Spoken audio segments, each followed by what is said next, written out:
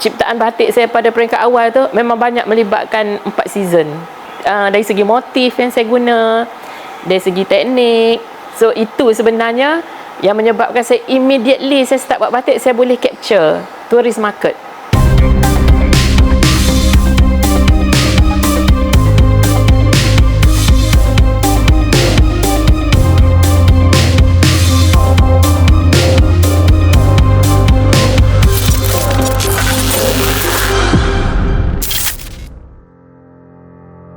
Batik Malaysia digalakkan pemakaiannya oleh warga Malaysia, khususnya penjawat awam, sejak dahulu lagi pada setiap hari Khamis. Sedarkah kita, sebagai pemakainya bukan mudah untuk pengkarya seni kraf ini menghasilkan batik.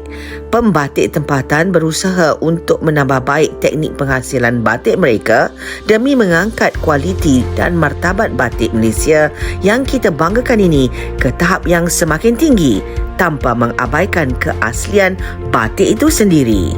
Memerlukan keberanian, terutamanya kalau kita nak memperkenalkan sesuatu di negara kita, benda yang belum begitu familiar untuk future customer kita lah. Kita seperti membuat satu breakthrough, satu pengenalan. Dari satu segi kita kena berani untuk jadi trendsetter. Ini adalah salah satu teknik yang saya ketengahkan.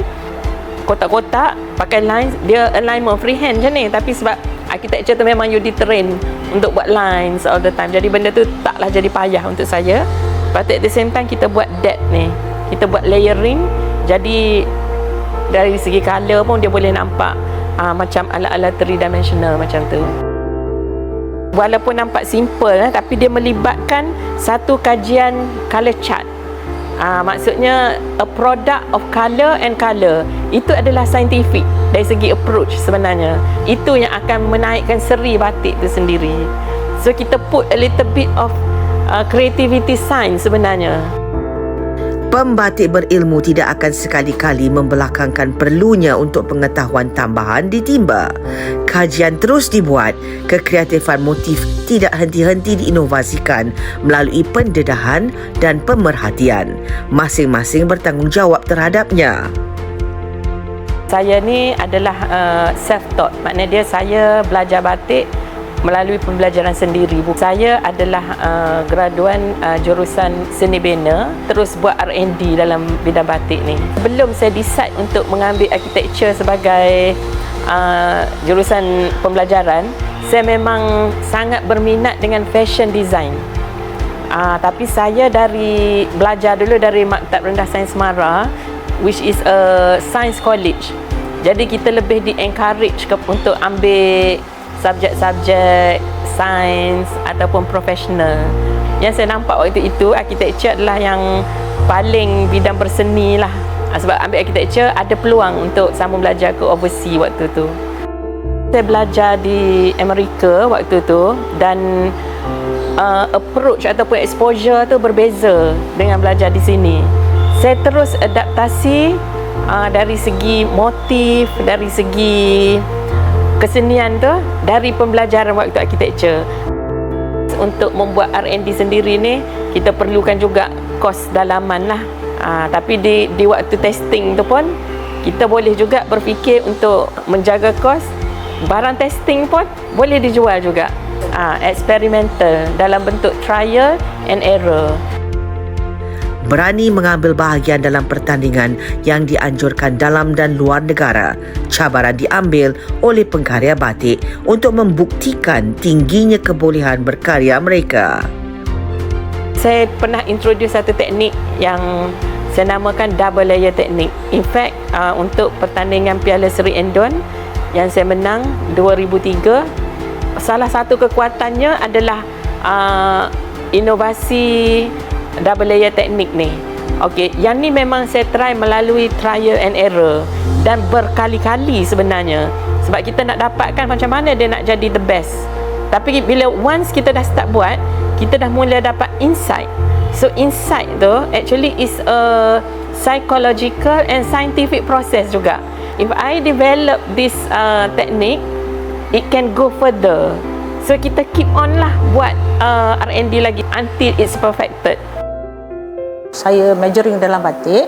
Saya beri tumpuan macam mana nak buat kelainan kepada kepularan pelajar-pelajar kita ni supaya dia boleh bersaing. Bila kita ada belajar background seni, how to improvise tentang teknik.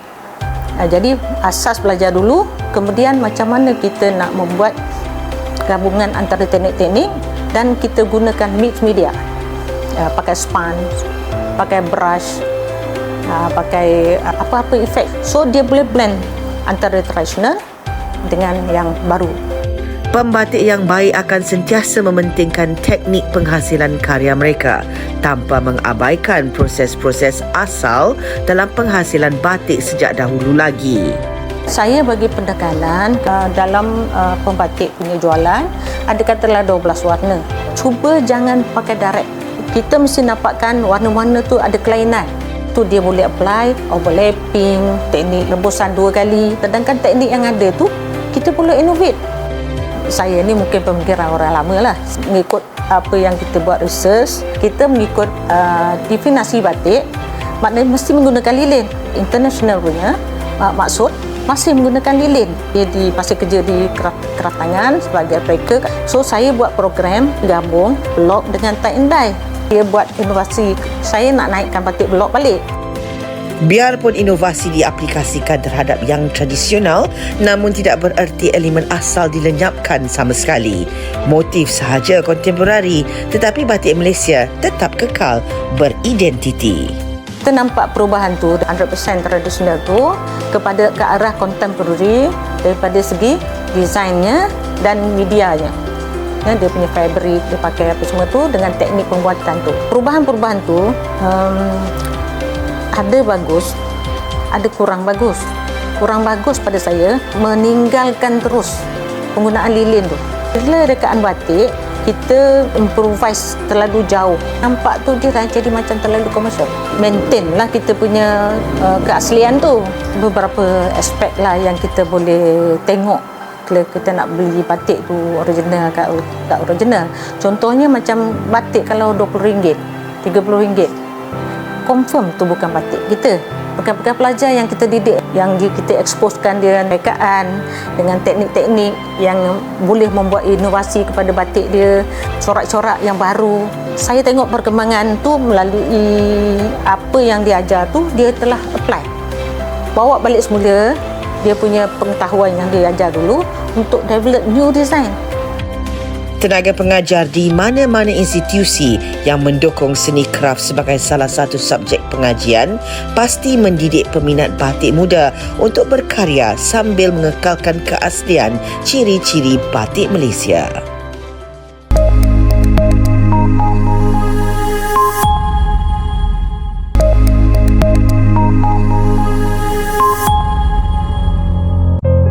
Itu yang mencetuskan tahun 81 saya menghasilkan batik semasa untuk mengambil peperiksaan SPM. Tertarik dengan batik dan saya dapat melanjutkan pengajian saya di UiTM. Ya, kalau dulu di ITM lah pada tahun 82. Itulah mulanya saya sebagai pelajar seni lukis seni reka, pengkhususan seni reka tekstil. Kita mempelajari 3 bidang utama tekstil, iaitu kita panggil resist, kemudian kita ada printing, cetakan, dan kita ada fiber, iaitu merangkumi tenunan. Kami didedahkan dengan pelbagai jenis teknik dan proses menghasilkan batik daripada asas hinggalah kepada yang paling rumit. Mula-mula kita menggunakan bahan peralatan yang asas, tidak menggunakan blok ataupun janting. Kita menggunakan berus, kita menggunakan apa saja alat-alat yang kita ada di sekeliling kita untuk menghasilkan corak supaya kita dapat bereksplorasi. Pada tahun 86, pada waktu lapang, kami mengambil tempahan batik secara freelance. Membuat batik untuk projek-projek kecil, untuk hiasan rumah, untuk mungkin hotel ataupun bilik-bilik mesyuarat dan sebagainya. Setelah tamat pengajian, saya ditransferkan ataupun pindahkan ke Sarawak pada masa itu, dan saya berpengalaman mengajar batik di sekolah menengah di Sarawak. Saya ke sekolah menengah berasrama penuh. Rata-rata pelajarnya adalah pelajar sains. Walaupun kekuatan mereka sains, tetapi pelajar yang cerdik ni dia boleh menghasilkan dengan baik. Sebelum saya pergi ke Amerika untuk menyambungkan pengajian saya di peringkat masters, dan masa kembali saya ke Institut Perguruan Ilmu Khas Ceras. Pada tahun 2000 saya join UiTM Kelantan. Saya pernah dilantik sebagai pengerusi BIRDA, Batik International Research and Design Access UiTM Kelantan, yang bertanggungjawab untuk memperkenalkan tekstil khususnya batik kepada masyarakat dan memberi satu dimensi barulah. Pengalaman yang dilalui bertahun-tahun, satu demi satu peluang pekerjaan ditempuhi. Pasti itu menjadikan seseorang pengkarya seni lebih kental dan bersemangat. Keaslian seni yang dipeloporinya tetap akan dipertahankan. Kami di UiTM didedahkan dengan 3 komponen utama tekstil ni supaya bila kita keluar ke industri, kita boleh mengadaptasi dan melebarkan kepakaran kita, kemahiran kita dalam mana-mana bidang tekstil yang ada di industri. Untuk memahirkan atau memahamkan dalam proses penghasilan sesuatu motif dan reka corak itu, melalui proses kajian kita kembangkan. Walaupun objek itu mungkin nampaknya macam boleh ke nak buat corak daripada objek itu. Itu yang kita terapkan kepada pelajar kita, dan baru kita masuk kepada susunan reka corak. Ada macam-macam jenis bergantung kepada bentuk apa yang kita nak hasilkan. Batik, kita mungkin menggunakan corak penuh, corak rawak. Dalam printing, biasanya dia repetitif, dia berulang untuk dimasuk di dalam mesin dan dicetak. Di dalam tenunan pula, dia mesti melalui proses sama ada celupan benang ataupun surface designing selepas itu. Jadi semua perkara ini perlu kalau boleh didedahkan kepada generasi muda kita. Disiplin setiap bidang pengajian perlu diakuri, prosedur diikuti dan peraturan asas terus diaplikasi. Inovasi memang ada, tetapi asas yang dipelajari ditinggal jangan. Rata-rata warga muda dia memang sukakan sesuatu yang simple, yang minimalis, bergantung kepada latar belakang dia. Masa pertandingan, kalau pembatik tu datang daripada belah Pantai Timur, Kelantan, boleh nampak dia punya elemen. Kalau pembatik tu daripada sekitar Lembah Kelang, dia berbeza. Student saya lepas habis degree ataupun sarjana muda, dia bekerja seketika dan dia kembali untuk menyambungkan peringkat masters. Sebenarnya hasil inovasi yang dihasilkan ini projek di peringkat master, dan saya juga sebagai penyelianya. Dia hasilkan ini yang hasil daripada sabut kelapa. Tak ada yang possible. Ya, transformasi yang berlaku itu. Itu yang kita nampak antara blok sarang menggunakan logam tadi dengan blok yang dihasilkan ini.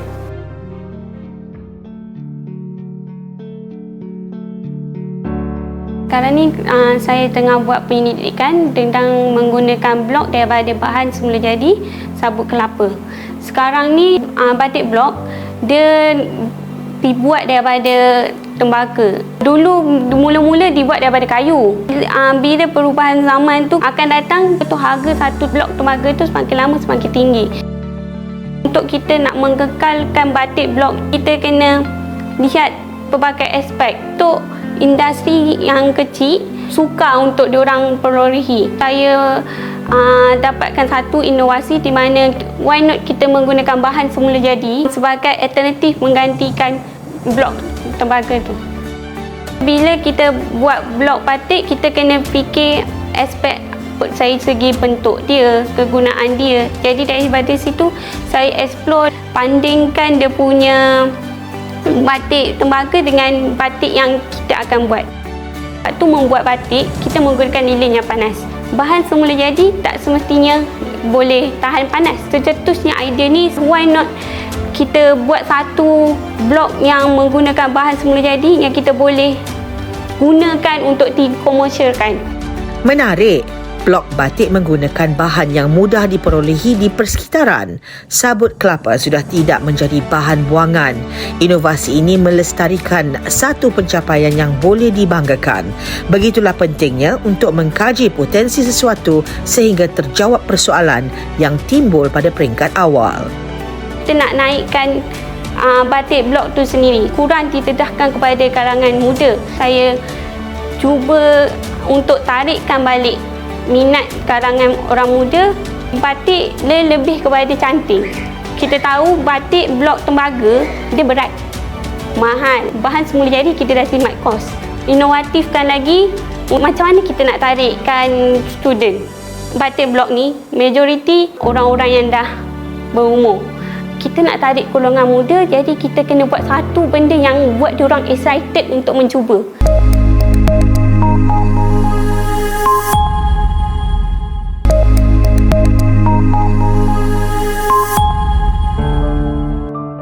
Ramai yang belum mengenali batik Malaysia secara dekat. Motif dan teknik menghasilkan karya seni ini tidaklah rumit asalkan pengkarya faham asas yang perlu ada dan tidak letih mengkaji dan mencuba.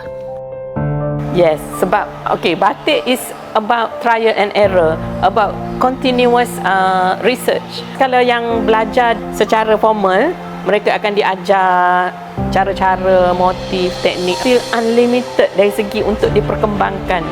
Jadi saya lebih kepada memberi tips biar dia orang kembangkan sendiri.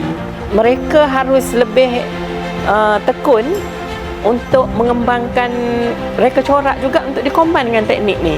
You akan menghasilkan berbagai-bagai desain dan corak. Saya sebenarnya tidak menyangka akan masuk pertandingan sebab saya dah jadi pembatik dah masa tu. Saya get motivated sebab waktu launching of the event tu, saya dijemput sebagai guest.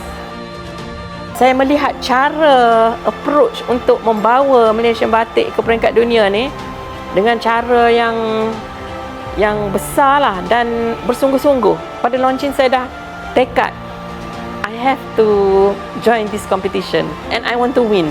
Tu 2003. Saya dah buat innovation saya double layer ni dah 92. Masa tu rasa sebab semangat tu berkobar-kobar, motivation tu pun sangat bagus. And Alhamdulillah, finally I came out as a winner. Tapi with a lot of hard work lah.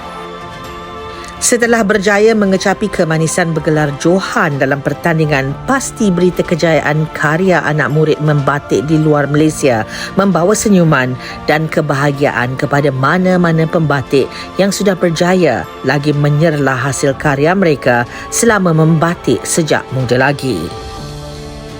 Saya ada juga student dari luar negara yang waktu mereka belajar tu mereka expat di sini dan ada yang dah balik ke Houston dan masih buat dan selling dia punya produk. Saya tengok dia punya social media. Dia adalah antara student yang belajar dari basic kepada advance lah. Motif memang sangat berbeza sebab motif adalah ikut you punya frame of mind. Tak semestinya motif negara dia. Definitely different lah daripada kita. Sebab motif tu memainkan peranan untuk menentukan you nak jual kepada siapa. Part seni dia tu. Purist adalah satu kategori pembatik yang ingin mengekalkan metod membuat batik tu menggunakan cara yang original, asli, handmade yang betul-betul menggunakan lilin, pewarnaan pakai tangan. Jadi nak mengekalkan handicraft batik tu as it is. Batik adalah metod membuat tu, penlilinan sama ada menggunakan tangan atau menggunakan chop. Kalau kita nak embrace teknologi, pada saya kita lebih kepada automize cara-cara membuat batik ni. Contohnya lah, gunakan robot nak lukis batik, AI, ataupun buatlah mesin yang boleh screenkan lilin ni. Dia mesti ada certain percentage of handmade. Saya sebagai pendidik seni lah ya. Biasanya kita memberi kebebasan kepada mana-mana pelajar ataupun mana-mana yang nak mempelajari tentang design memilih sesuatu subjek matter. Saya suka kepada flora lah. Kita tidak menolak kalau kata mungkin subjek-subjek itu daripada sumber architecture, bangunan, seni bina. Idea kreativiti kita penting. Setiap orang memang akan ada cita rasa ataupun minatnya, kecenderungannya yang tersendiri. Kita memberi satu tajuk dan mereka berfikir untuk memilih dan kita membantu untuk bagi bimbingan. Kita mesti sesuaikan penghasilan itu berdasarkan apa end product dia. Batik yang dijual perlulah ditanda hargakan mengikut kualiti dan beratnya kerja yang perlu untuk penghasilan batik itu. Mencanting dengan tangan mahupun membuat batik blok memakan masa. Ianya dikategorikan sebagai sebuah karya kraf buatan tangan. Berbaloi membayar harga yang lebih tinggi untuk memilikinya. Itulah batik asli. Bagaimana pula dengan karya yang dicetak dengan mesin? Tinggi jugakah harganya?